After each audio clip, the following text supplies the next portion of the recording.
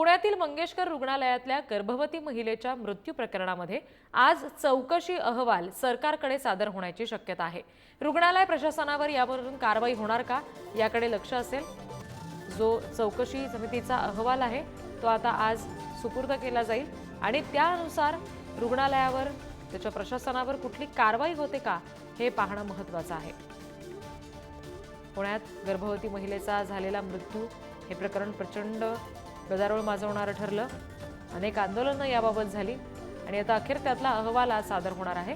आणखी तपशील घेऊया प्रतिनिधी ज्ञानेश्वर चौतमल यांच्याकडून। ज्ञानेश्वर, हा अहवाल आज सादर होणार आहे असं समजतंय, काय नेमकी कारवाई या सगळ्या दरम्यान होऊ शकते अहवालामध्ये जर तशा गोष्टी नमूद केलेल्या असतील तर? पोलीस आयुक्त कार्यालयामध्ये 11 वाजता बैठकीचं आयोजन करण्यात आलेलं आहे। ज्या बैठकीला राज्य महिला आयोगाच्या अध्यक्ष दुपारी तासांच्या असणार आहे। त्यासोबतच पुणे पोलीस आयुक्त नितेश कुमार यांची देखील उपस्थिती असणार आहे आणि या सगळ्या संबंधाने वेगवेगळे अधिकारी त्यांना या बैठकीसाठी बोलवण्यात आलेला आहे।